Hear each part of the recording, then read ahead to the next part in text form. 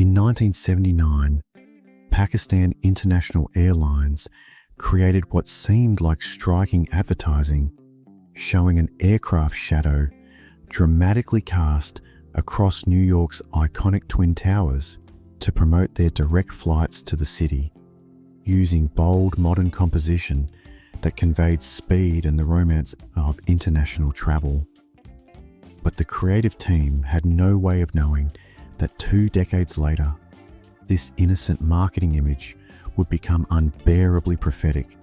as the playful juxtaposition of airplane and towers transformed into something no one could look at the same way again. Making this advertisement exist now in a strange space as both an artifact of 1970s optimism about global connectivity and an accidental premonition that reminds us history is never fixed, because events constantly reshape how we interpret the past and turn harmless images into haunted ones, proving that meaning is always subject to the revisions of time. In 1978, Italian actress Ornella Muti sat for this portrait at the peak of her international stardom, when she had captivated audiences across Europe with striking beauty and magnetic presence that made her one of the most sought-after actresses of the decade. And this photograph, with its dramatic lighting, captures not just an actress, but an entire aesthetic moment when cinema emphasized glamour and sophistication in ways that feel impossibly polished compared to today's standards. Representing a time when movie stars were crafted as icons of unattainable beauty, and Muti's flawless presentation embodies 1970s European cinema's dedication to visual perfection that transformed actors into living works of art. The 1940s captured Norma Jean Baker years before she became Marilyn Monroe, showing an unaffected teenage girl with natural charm that contrasts with the glamorous icon she would craft through Hollywood's transformation machine, revealing the genuine person behind the legend before studio makeovers and fame turned her into a cultural symbol whose constructed image would eventually overshadow the real woman smiling in this moment. August 1969 at Woodstock, when 500,000 young people gathered in a muddy New York field, creating the defining moment of counterculture revolution, where music and idealism merged into 3 days that symbolized an entire generation's rejection of conventional values and their parents' wars, representing both the peak of 1960s optimism and the beginning of its inevitable decline, as reality would soon shatter the utopian dreams that felt so possible in that crowded field. Moscow, 1985, where Soviet citizens stand in endless queues that define daily life under a system where even basic groceries required hours of waiting, their patient faces revealing resignation to a reality where economic shortages turned shopping into a test of endurance, capturing the final years of the USSR, when the gap between ideology and everyday struggle became impossible to ignore and helped accelerate the collapse that would come just 6 years later. London,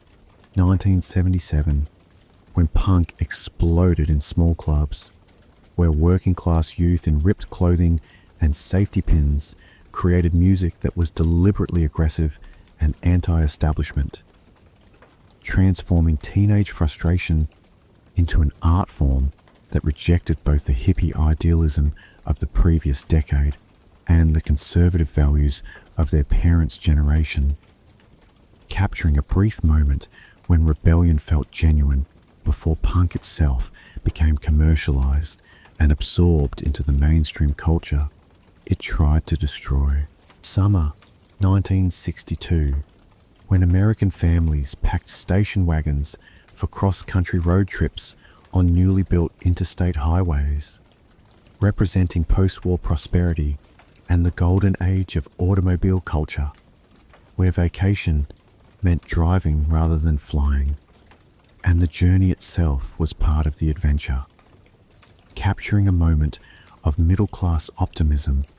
before the social upheavals of the late 1960s would challenge the comfortable suburban lifestyle these families embodied and took for granted. New York, 1938. When women wore portable striped changing tents on public beaches because exposing even a glimpse of skin while changing into swimsuits violated strict modesty codes that governed female behavior in public spaces, representing an era when social anxiety about the body required elaborate solutions that now seem absurdly excessive, as these wearable cabins let women walk to the water's edge and change inside their personal fabric fortresses before emerging in bathing suits that by today's standards covered nearly everything anyway, capturing a moment when American culture's relationship with the body was so restrictive that going to the beach required carrying your own private room. August 1969. When the road to Woodstock became a parking lot as 500,000 young people abandoned their cars and walked miles to reach the festival, transforming a music event into a massive spontaneous migration where the journey itself became part of the legend as people sat on car hoods and walked between vehicles in what became one of the largest peaceful gatherings in history that symbolized the counterculture movement's peak moment. November 1989. When Berliners attacked the wall that divided their city for 28 years, using sledgehammers and bare hands in an explosion of joy that marked the Cold War's symbolic end, as East and West Germans climbed the concrete barrier that had separated families and symbolized ideological division to embrace strangers and celebrate freedom in a spontaneous party that television broadcast worldwide, capturing the moment when history visibly shifted and the impossible suddenly became real. January 1990, when Moscow's first McDonald's opened and over 30,000 Soviets waited in freezing lines for hours to taste American fast food that symbolized Western capitalism and freedom,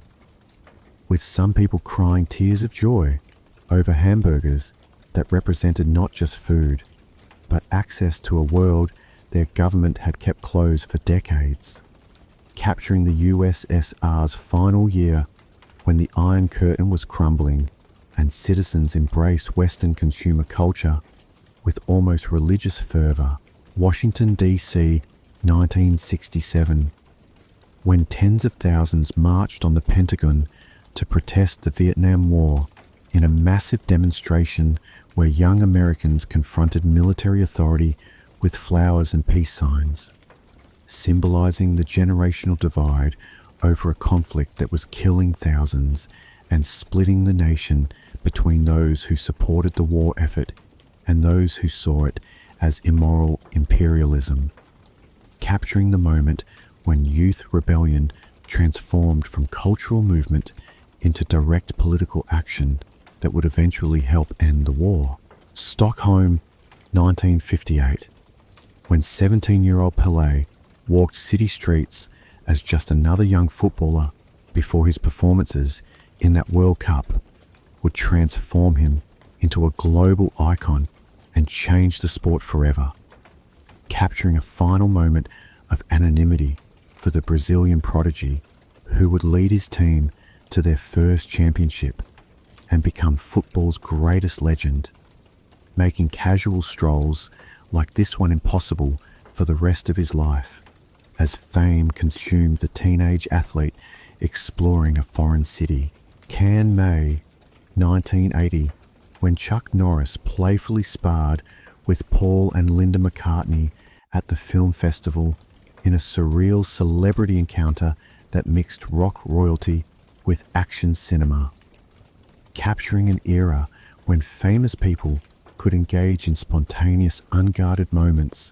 without every interaction becoming a calculated social media opportunity,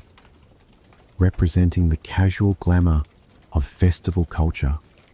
before fame became a carefully managed performance that made genuine playfulness between stars almost impossible. 1954, when 19-year-old Elvis Presley posed informally before recording his first singles at Sun Records that would transform American music forever, capturing the Memphis truck driver with extraordinary voice and natural charisma before fame turned him into a cultural phenomenon whose raw sexuality and hip movements scandalized conservative America while electrifying teenagers, preserving a moment of youthful vulnerability before the machinery of stardom consumed the kid with a dream and created an icon whose influence would reshape popular culture for generations. Route 66 in 1972, when hitchhiking was still a common way to travel across America, as young people with backpacks and dreams stood on highway shoulders, trusting strangers to carry them toward uncertain destinations, representing an era of casual freedom and risk-taking that seems almost unimaginable today, when paranoia and true crime stories have made the practice nearly extinct, capturing a time when the journey mattered more than the destination and adventure required genuine courage. A Soviet apartment in 1975, where a wedding celebration unfolds with traditional toasts and vodka around a crowded table in the modest space that represents both the intimacy of communal living and the determination to create joy despite material limitations, capturing how ordinary people celebrated life's milestones within a system that controlled so much while still preserving rituals of family and community that connected them to generations past and offered hope for the future. California, 1966, when surfing represented more than sport, but an entire lifestyle philosophy of living for the moment and rejecting conventional career paths to chase waves and freedom along the Pacific coast, creating a counterculture that influenced fashion and music while embodying the decade's rejection of conformity, capturing young people who chose beaches over offices and waves over security in a brief moment when dropping out still felt like liberation rather than economic suicide. Hong Kong, 1985, when neon-lit night markets pulsed with energy as street vendors sold everything from electronics to steaming noodles, while crowds navigated narrow alleys in a city that embodied the collision between traditional Chinese culture and Western capitalism,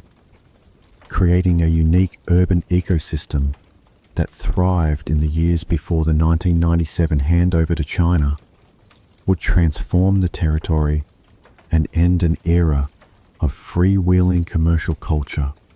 that made Hong Kong feel like the future had already arrived. Brooklyn summer, 1978,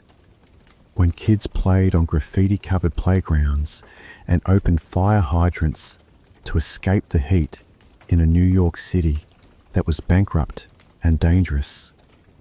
but still offered children the freedom to roam neighborhoods without constant adult supervision, representing an era when urban childhood meant genuine independence and street smarts rather than scheduled activities and helicopter parenting, capturing a way of growing up that economic crisis and rising crime would eventually make parents too afraid to allow. A muddy field in 1970 transformed into a temporary city as thousands gathered for a rock festival where rain and primitive sanitation couldn't dampen the communal spirit of young people seeking transcendence through music and togetherness. representing the post-Woodstock festival culture that tried to recapture that magic, but increasingly revealed the practical difficulties of sustaining utopian ideals in actual muddy reality, capturing the moment when counterculture dreams began confronting the logistics that would eventually commercialize them into controlled corporate events. A train station in 1981 where telephone booths served as lifelines connecting travelers to loved ones through coins and operator assistance in an era when being away from home meant genuine disconnection, except for these glass boxes that offered brief, expensive conversations, representing a relationship with distance and communication that feels almost medieval to generations who've never known life without smartphones, but that actually force people to plan and value contact in ways that constant connectivity has made obsolete. A provincial Soviet disco in 1983, where young people danced to smuggled Western music under a disco ball in a cultural centre that officially promoted socialist values while unofficially allowing the youth culture that authorities couldn't fully control, representing how even in closed societies, the universal desire for music and movement found expression, capturing teenagers in ridiculous 1980s fashion, creating their own version of modernity in a system that was crumbling around them, even if they didn't yet know it. America's national parks in 1968 offered middle-class families affordable vacations, where camping meant genuine wilderness experience rather than luxury glamping, as parents taught children to pitch tents and respect nature in an era when environmental consciousness was just beginning to emerge as a mainstream value, capturing the tradition of outdoor recreation that helped create the conservation movement while representing a simpler approach to leisure before technology made constant entertainment expected even in supposedly wild places. University campus, 1968, when student protests erupted worldwide as young people demanded changes to education systems and challenged authority in demonstrations that mixed legitimate grievances with youthful idealism, representing a brief moment when students believed their activism could actually transform society, and universities briefly seemed like centers of revolution rather than expensive credentialing institutions, capturing the energy and naivety of a generation that thought they could change everything before discovering that systems absorb and neutralize rebellion more effectively than they surrender to it. Italy, 1991, when Monica Bellucci was establishing herself as a model who embodied Mediterranean sensuality and classical beauty that contrasted sharply with the heroin chic aesthetic dominating fashion at the time, capturing a moment before she would transition to acting and become an icon who challenged Hollywood's ageist beauty standards by remaining a sex symbol well into her 50s, representing an alternative vision of femininity that celebrated curves and maturity in an industry obsessed with youth and thinness. Early 1900s, when photographer Charles Pierce documented Hopi girls from Shungopavi village wearing the distinctive squash blossom hairstyle that signified unmarried status in their culture, capturing indigenous traditions at the exact moment when US government policies were forcing Native children into boarding schools designed to erase their languages and customs under the brutal philosophy of killing the Indian to save the man. Making photographs like this both precious cultural records and painful reminders of systematic cultural destruction that targeted the very practices being documented, preserving what authorities were simultaneously trying to eliminate. New Orleans, 1955. When jazz clubs in the French Quarter served as rare integrated spaces where music temporarily dissolved racial barriers that governed the rest of Southern society, allowing black musicians and mixed audiences to share rooms in a city where segregation laws still controlled nearly every other aspect of life, capturing the paradox of American culture, where art could briefly transcend the racism that shaped everything else, creating sanctuaries of temporary equality that would help inspire the civil rights movement brewing in those same years. A Soviet collective farm market in 1968,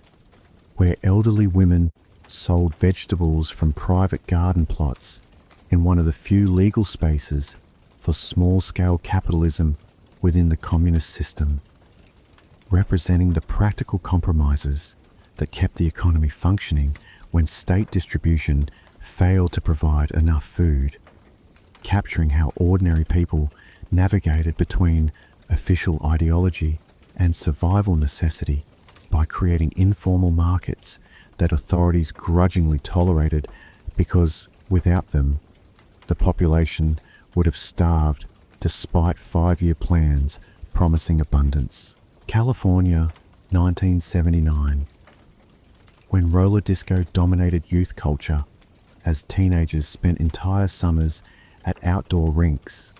wearing ridiculous bell-bottoms and platform skates, while boomboxes blasted disco music in the brief moment between the genre's commercial peak and its sudden death after the infamous Disco Demolition Night backlash, capturing a specific intersection of fashion and music that felt eternal to participants, but lasted barely 3 years before becoming an embarrassing memory that everyone involved would later deny participating in despite photographic evidence. British coal miners in 1974 emerging from underground shifts with blackened faces and exhausted bodies that represented the physical cost of industrial labour that powered the economy while destroying the men who performed it, capturing workers during the year of major strikes that challenged the government and revealed the political power of organised labour before Thatcher would systematically dismantle the unions and close the mines, ending centuries of mining culture and leaving entire communities economically devastated with no alternative employment to replace the dangerous jobs that at least provided stable working class livelihoods.